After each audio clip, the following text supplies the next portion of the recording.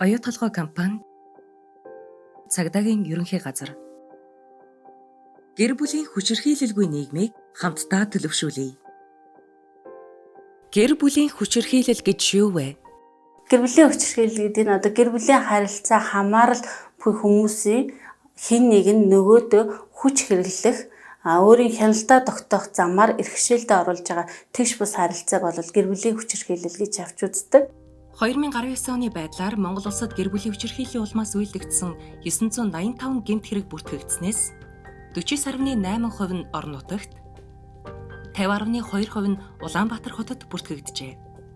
Дээрх хэрэгүүд гэр орон сууцанда 85.2%, гудамж талбайд 6.6%, олон нийтийн газар 2.7%, төрийн байгууллагад 1.1%, бусад газар 5%, аж ахуйн нэгжид 1.2% тус үйлдэгдсэн байна.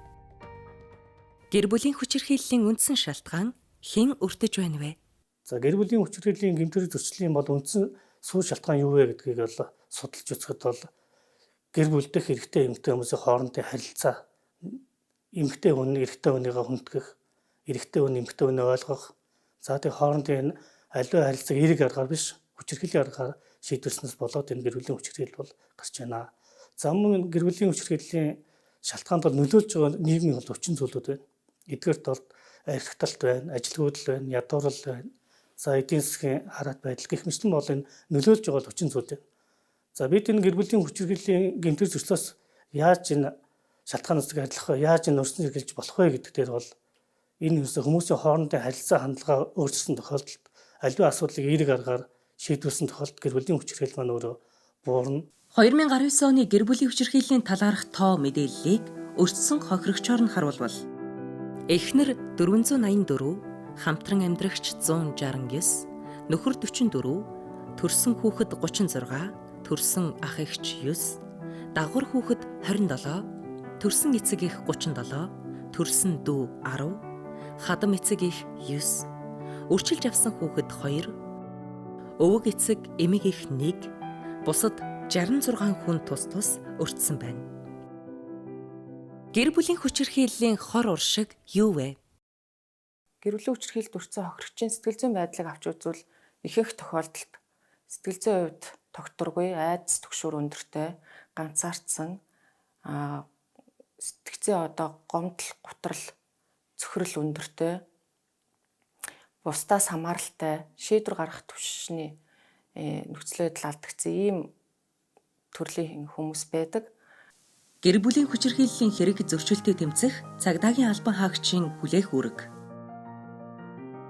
Хуульд заасан эрх үүргийн тайлбарлаж мэдээллийг бичгээр өгөх. Аюулын зэрэг өндөр болон хүүхэд хохирсон бол сум баг хорооны нийгмийн ажилтнанд мэдэгдэх. Гэр бүлийн гишүүдийн аюулгүй байдлыг шалгах, аюулын зэргийн үнэлгээ хийх, төр хамгаалах байранд хүргэх, төрөл садан ойр дотны хүнийх нь хамгаалалтанд өгөх. Шаардлагатай бол хүчирхийлэл үйлдэгчийг баривчлах. Хохирогчид орон байрнаасаа хувцас, бичиг баримт, эмчилгээний хэрэгсэл, нэн шаардлагатай хэрэглээний эд зүйлсээ авахт нь туслалцаа үзүүлэх, хүчирхийлэл үйлдэгчээс шаардан гаргуулах. Гэр бүлийн хүчирхийллээс хэрхэн урьдчилан сэргийлэх вэ? Гэр бүлийн хүчирхийллээс урьдчилан сэргийлэх ажиллагаа 3 түвшинд явагддаг байгаа. За эхний түвшин бол гэр бүлийн хүчирхийллийн талаар иргэдийн эрх зүйн мэдлэгийг дээшлүүлэх түвшинд явагддаг. За энэ ажлын хүрээнд цэцэрлэгийн насны хүүхдүүдэд, сургуулийн сурагчдад, оюутан залуус гэр бүлийн хүчирхийллийн хор уршигын талаар, яаж гэр бүлийн хүчирхийлэл үйлдэхгүй байх ёстой талаар, яаж гэр бүлийн хүчирхийллээс өөрийгөө хамгаалах талаар сургалт нөлөөллийн ажлыг зохион байгуулдаг байгаа. За хоёр дахь шатны урьдчилан сэргийлэлд бол гэр бүлийн хүчирхийллийг эрт илрүүлэх, талсан зогсоох, хүчирхийлэл үйлдэгчид хуулийн хариуцлага хүлээлгэх, мөн хохирогч хамгаалах ажиллагаа явагддаг. 3 дахь шатны урьдчилан сэргийлэх ажил бол нийгэмд хүчирхийллийн хохирогч болсон хохирогчид хариу үйлчилгээ буюу тусламж үйлчилгээ үзүүлэх энэ ажлаар илэрдэг. За энэ ажлыг өнөөдөр аймаг, сум, хороодын хамтарсан багууд үүрэг хүлээж ажиллаж байна. Гэр бүлийн хүчирхийлэл үйлцэн этгээдэд зан үйлд нөлөөлөх сайн дурын сургалтуудыг хамтарсан багууд зохион байгуулахаас гадна хүчирхийллийн хохирогчийг чадахжуулах чиглэлээр өөрийнх нь амьдралд хэрэгтэй хамгийн наад захын хэрэгцээ шаардлагыг хангасан маш олон төрлийн нийгмийн халамжийн үйлчилгээнүүдийг энэ ажлын хүрээнд хийгддэг байгаа. Эргэн та гэр бүлийн хүчирхийллийн хохирогч байх ёсгүй. Хэрв хохирсон бол 102, 107, 108 утсанд холбогдох буюу хохирогчдаа өөрөө биечлэн цагдаад хандаарай. Хинч гэр бүлийн хүчирхийллийг төвчж өнгөрөх ёсгүй, мөн гэр бүлийн хүчирхийллийн хажуугаар дуухан өнгөрөх ёсгүй байдаг.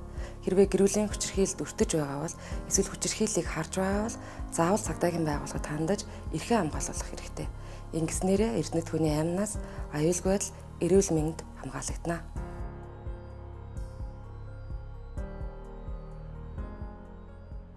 Гэр бүлийн хүчирхийлэлгүй нийгмийг хамтдаа төлөвшүүлье.